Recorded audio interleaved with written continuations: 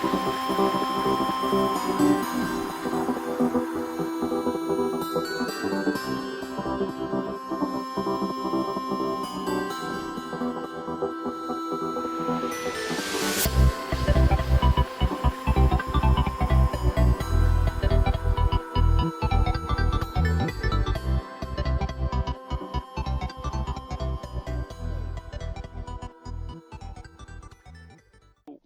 go. Well, it is Wednesday, the 20th of June. Nice summer morning. Mm-hmm. And you are welcome to the Wrestling Guild. My name is Chris Mary Hoffman. With me, I have Nick E. Anderson. And we are presented these days by the SLTD Wrestling Network. You can find us on sltdwrestling.com. You can also find us on SoundCloud and also just recently on Spreaker Radio, where you can follow all of SLTD Wrestling's podcasts. So just click in there, and you'll find you can listen to all the different podcasts. Awesome. One-stop shop for all your podcasting needs, I guess. Yeah, so that's cool. Going places. How you doing, Absolutely. Nick?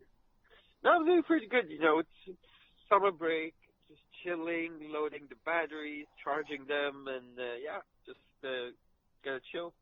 Yeah, and I as well. I'm on vacation now. Official. It was official yesterday. I went on vacation. I managed to get myself a little vacation cold, but that's how it is. Yeah, that's how it is. Yep. Yep. And what are you doing? You're off somewhere else. Yeah, I'm like up in Dalarna. I don't know what to Okay. say. It's up in north, I guess. Yeah. Up Sweden. North. So yeah, I'm up north, there, just chilling. Northwest, kind of. Northwest, yeah. Something like that. I mean, I've got really no clue, but to be honest, but okay. So yeah, we're up here and like just feeling, enjoying the nature of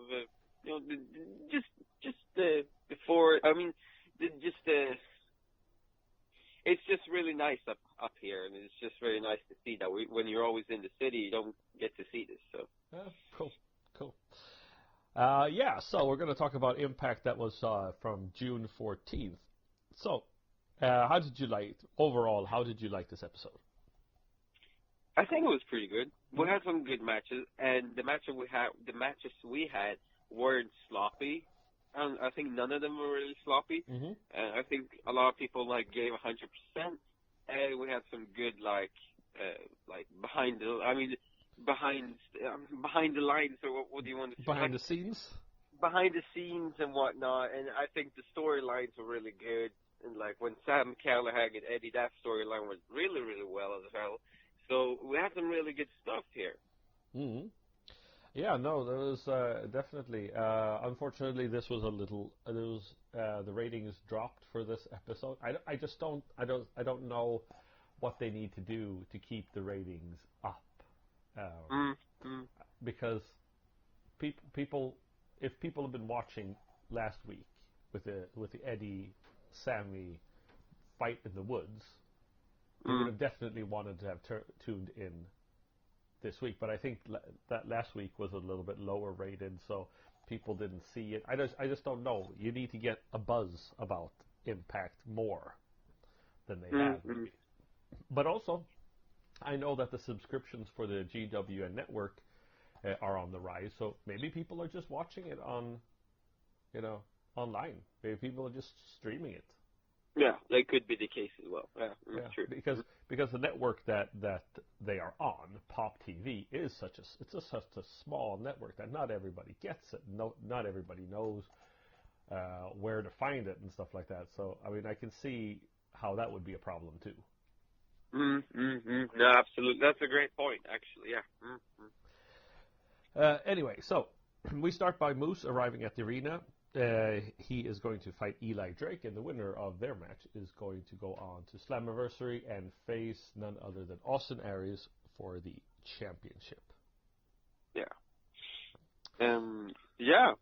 Yeah, and then we had the recap of the past week, and our first match was going to take place. It was your favorite, Grado, coming in to the ring with his girlfriend, Katrina.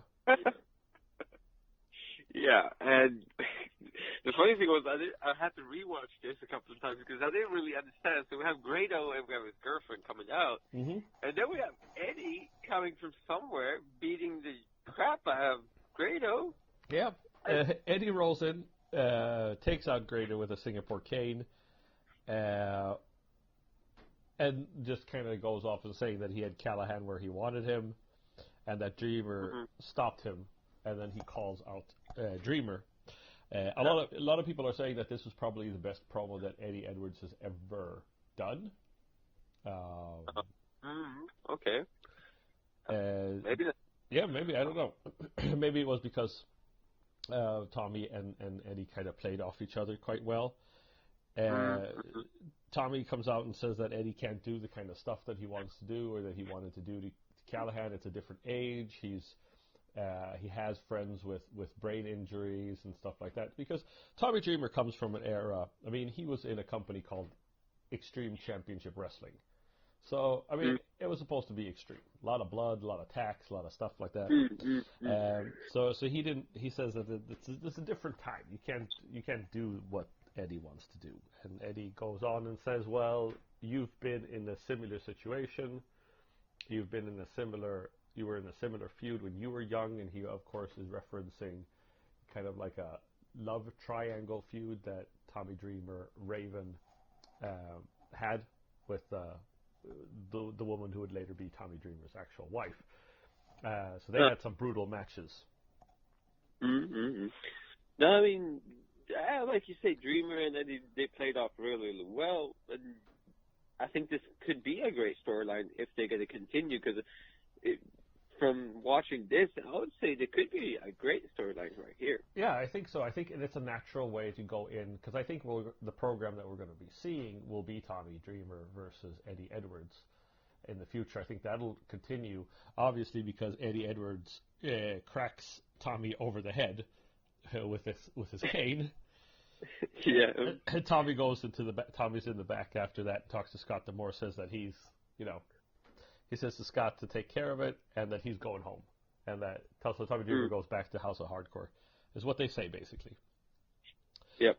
And obviously, this show started another kind of like feud, the one between Phantasma and Pentagon Jr. versus OVE. So I'm thinking by all accounts, I'm pretty sure that the Edwards Callahan feud is over. And it'll so. They will move on, and then we'll have talk. Because I mean, you have to have something fresh. I mean, I think we have the Sami Callahan versus Eddie a couple of weeks now, maybe a month. So it's great. Quite a bit of time.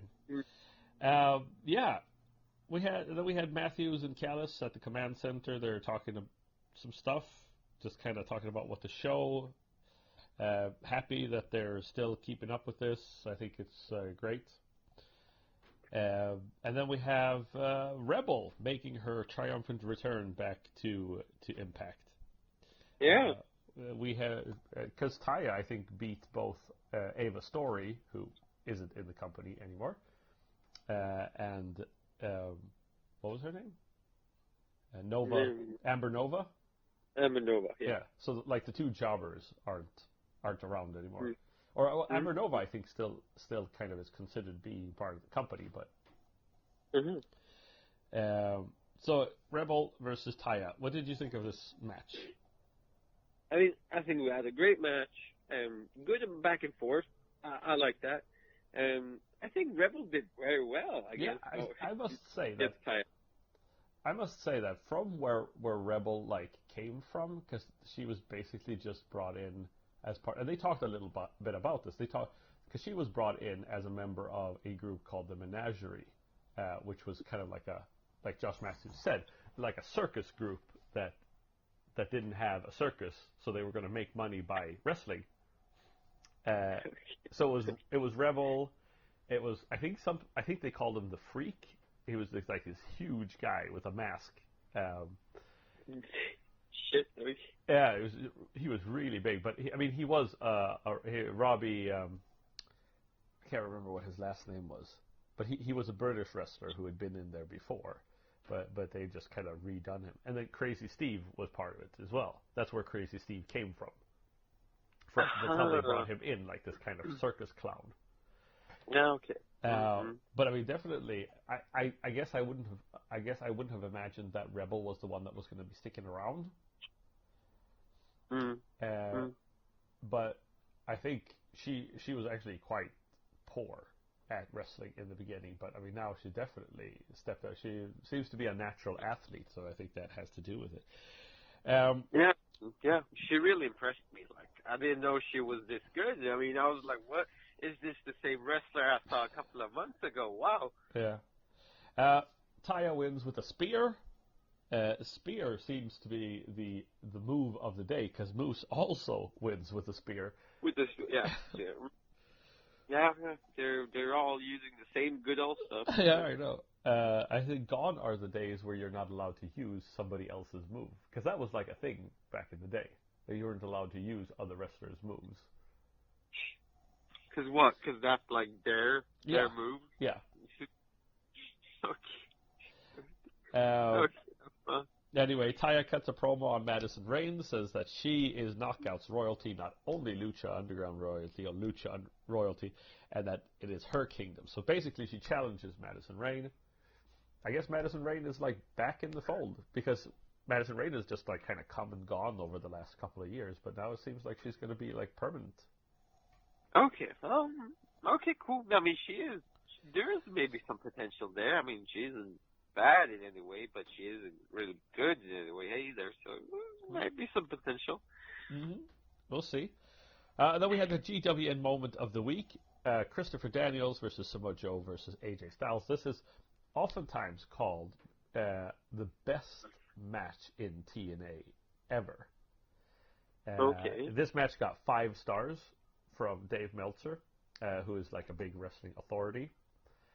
Back when it was done. And unfortunately, we only got to see bits and pieces of it. But yes, this is actually one of the best matches in TNA history. What did you think of this match? I mean, I didn't really see anything special. I mean, it was a crazy match and some crazy commentators. That was awesome. And some crazy moves. And it was brutal, hard-hitting, and quite fast-paced at some points. But it was quite long for being like an old-school match. Well, and the thing is, it wasn't as long as it actually was.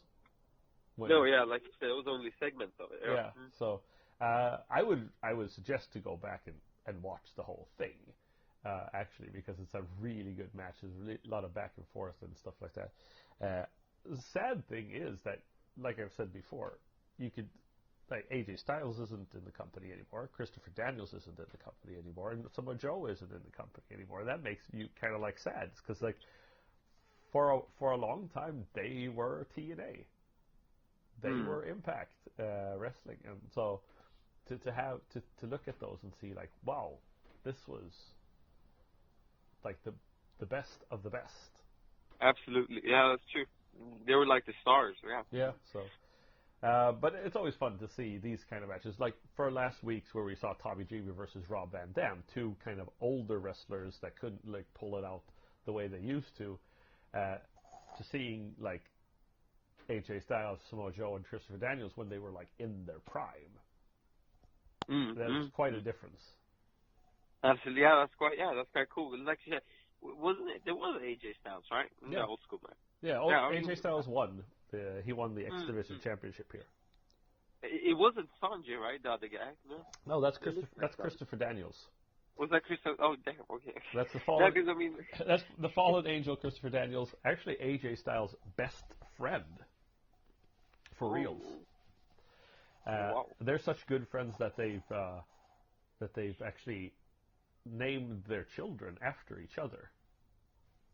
Damn, that's a next level. Wow. Yeah.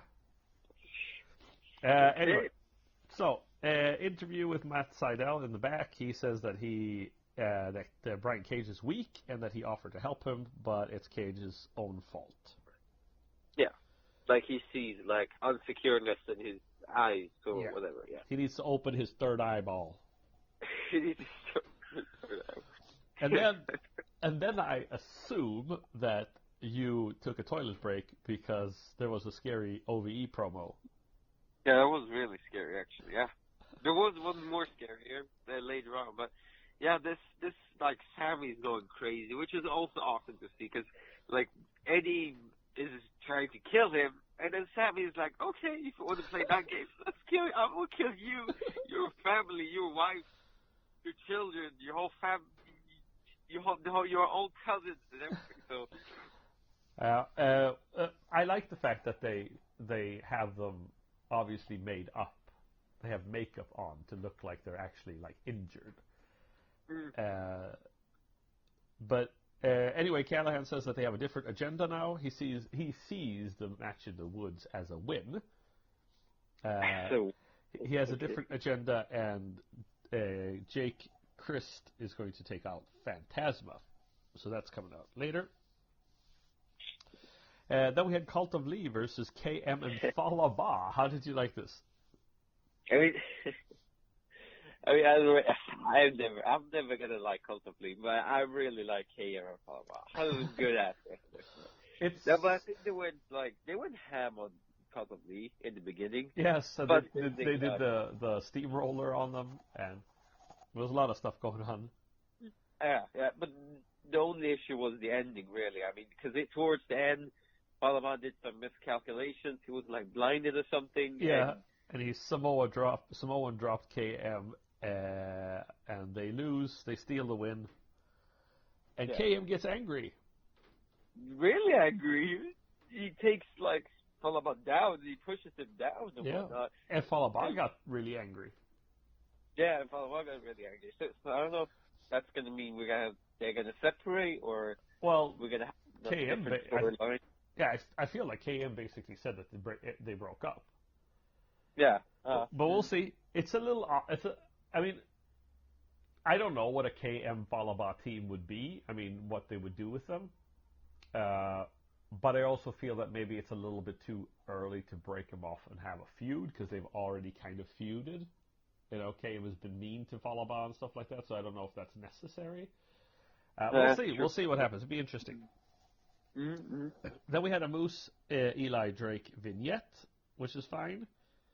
And then we had LAX in the clubhouse.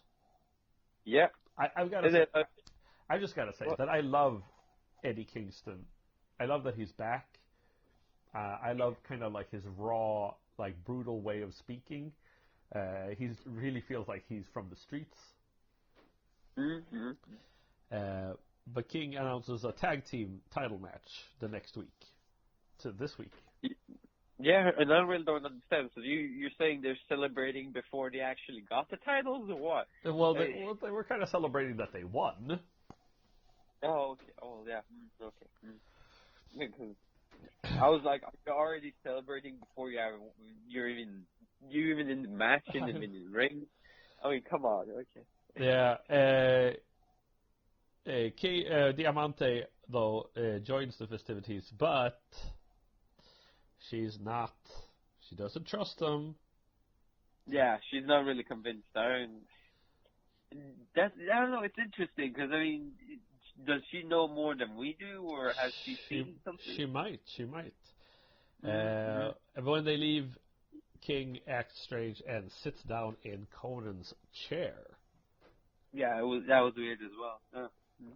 So we'll see what happens. This is going to be interesting. Mm-hmm. Then we had the Moose versus Eli Drake match from Philadelphia. How did you like this match? I mean, Moose is a great wrestler. Eli is a great wrestler, but that doesn't mean they're supposed to be good at when wrestling with each other. But in this one, I mean, they had like a great teamwork. They worked really good together. And I'm really surprised by that because not everyone can do that, but these two wrestlers really can, and it makes the match just even better. I mean, it was hard hitting, high flying, and like I said, great teamwork, and they are on the same level, and that's what's making the match so good. Yes, I agree. I like this match. This was a very good back and forth. They really show what they can do, and they really gel together, and that is nice to see. Um, Moose wins with the spear. That means that Moose is going to Slammiversary. So the main event is set. That'll be interesting. I don't know, Moose. Is he gonna make it? Can he take it? Can he actually We'll see. Because I'm wondering what the plan was. Why they put the title back on Austin Aries instead of having Moose go against Pentagon Jr. You know, that's true. What the plan was there. Was it just that they were unsure that Pentagon Jr. was going to stay with the company?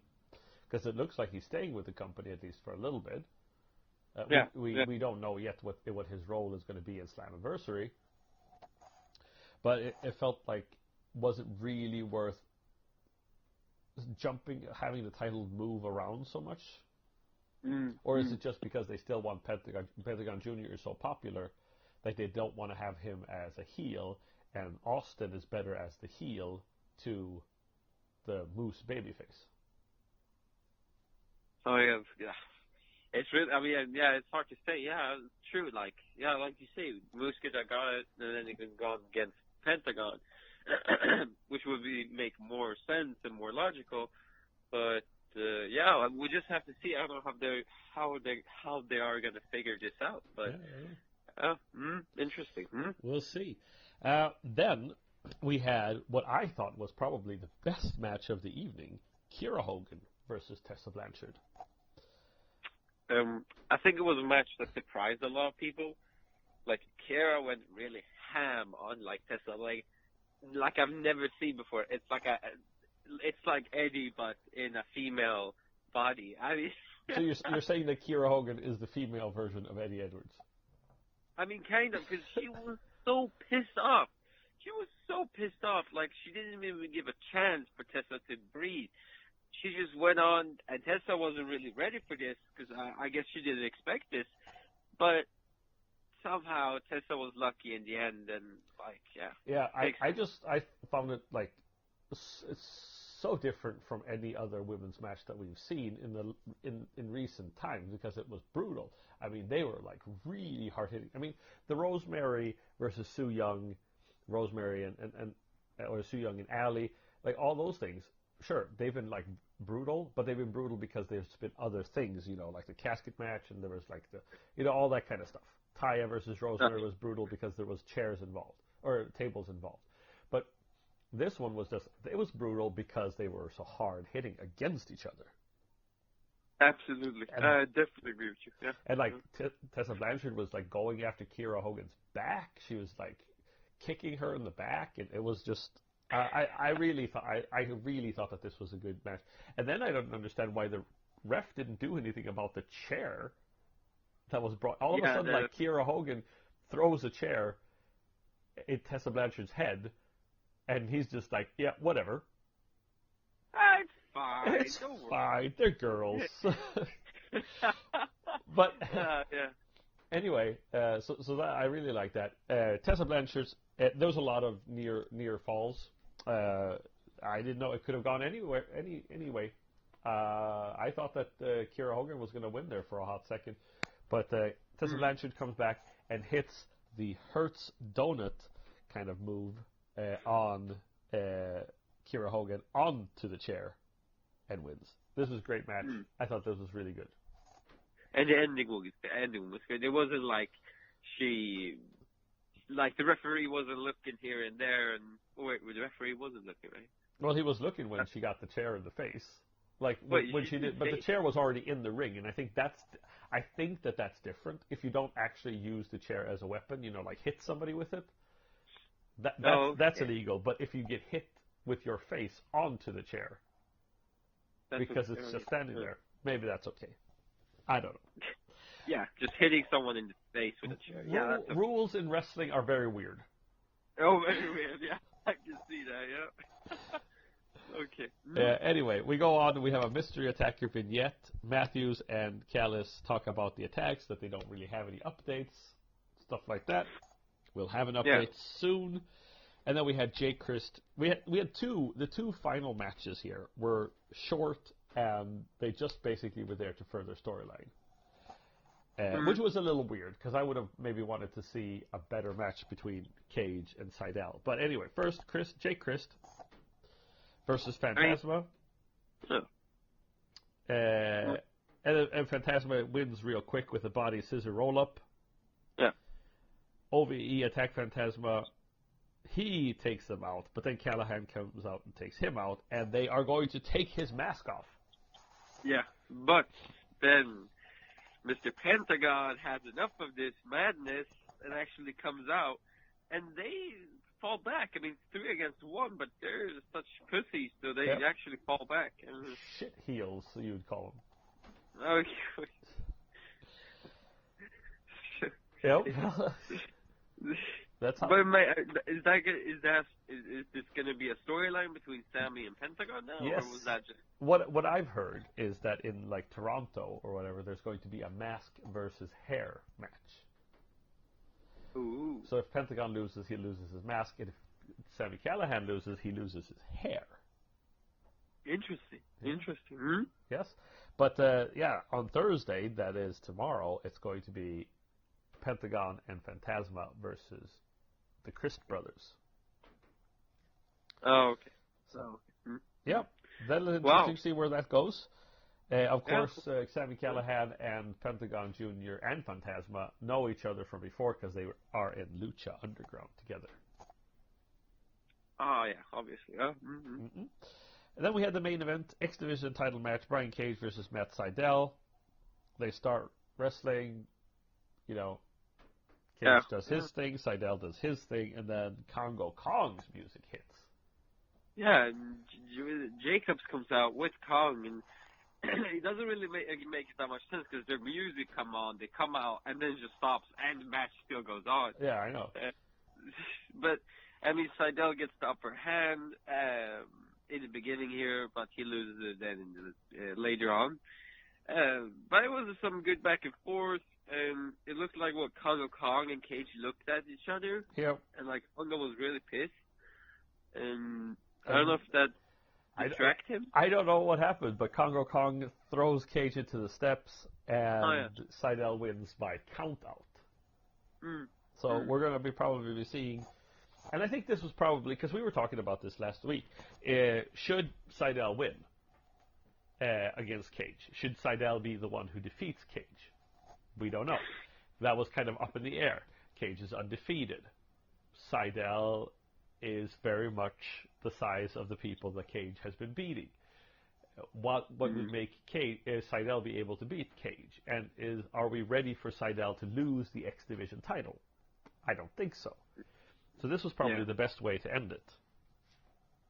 That's true. Yeah. That's Yeah. Wow, match. Yeah. And then we had the end. We see in the back P.D. Williams is standing over the body of Falaba. Yeah. And he gets arrested. Yeah, like Sanja, he just accuses him out of nowhere. Just, you're just standing there, you picked up a piece of paper, so we're arresting you. But this is where the scary part comes in, man. God damn it. But wait. Let me just stop you for a second there. Didn't P.D. Williams go home last week? Maybe. So what was he doing back in the Impact Zone? So. Okay, that makes sense. Okay. Anyway, that's just a parenthesis there. It's just maybe nothing. Mm-hmm. But anyway, so this is what scared you. Yeah, I mean he gets arrested, but I was like, do cops really look like that? And then they find a better uniform and whatnot. Did you think that you didn't think the uniform fit? Yeah, I mean what? Where's the gun? Where's the pepper spray? And you're just like, that cop has got too many tattoos. Oh yeah. Or that cop has got too many muscles. That does not look like a body that Donuts made. That Donuts, yeah. No, but the cop is obviously not a cop because he beats the crap out of Petey, and he blames him for not knocking out other people. Something like that. That he didn't do. He he hasn't done what he's supposed to do. It's like some kind of punishment or something like that. Yeah. And then he takes off his shirt, which obviously did not fit anyway, so he might as well. And then he's got this huge tattoo of it's not even a centaur. It's like a centaur with horns on it. Yeah. And that's what we saw. There was some...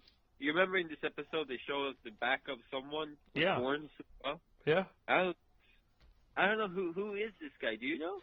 Well, I know that his name is going to be... Well, his name has been. I don't know if it is right now what his name is going to be in Impact. But his name is Killer Cross. Killer Cross. Because he looks scary, and he's like, I'm coming to you guys. I think we've seen him in Amped. GFW Amped. Remember when we reviewed Amped? Oh, yeah, there was a huge dude, wasn't there? Yeah, so it could be him. I think it's him. Uh-huh. But anyway, we'll see, because I think he's going to speak this on Thursday. No, because it was awesome in that, because he came from nowhere, because you didn't expect it. You thought, like, the killer is secured, but the actual guy who's knocking people out is that guy, and he's scary as hell. I mean... I don't know. Yeah. Okay. Yeah. Well, Nick, how would you rate this episode? I mean, a solid B at least. Yeah, I think so. I think so too. I was a little bit disappointed that the cage side-down match, but I understood why they did what they did. So that's is what it is. Yeah. It's wrestling. I mean, you can't get everything that you want. It's typical. Yeah. Yeah. So, cool. Yeah. As I said, I would give it a B as well. It's all cool. So, Zero Fear, the one night only Zero Fear, premiered on Friday. I was wondering if maybe we could kind of arrange so that later this week, I don't know what your abilities are to watch these kind of things from where you're at. It's actually pretty good, surprisingly. I thought we would be stranded, but it's actually pretty good. We actually have internet and stuff. That's okay. Cool. So we'll try to arrange something coming up. We'll talk, and maybe we can get Zero Fear review in the books. Yeah. So pump it out. Yeah. So why don't you start watching that? Let's go. I mean, yeah, sure thing. Yes, it's on the GWN network. Zero Fear. One night only, Zero Fear. So Nick, you have a nice vacation. Thanks for a great episode. And you listeners can, of course, find us on SLTD Single Leg Takedown Wrestling, the homepage, sltdwrestling.com. You can find us on Spreaker, Spreaker Radio, where you can hear all of the episodes that SLTD Wrestling puts out. You can find us on SoundCloud and on YouTube.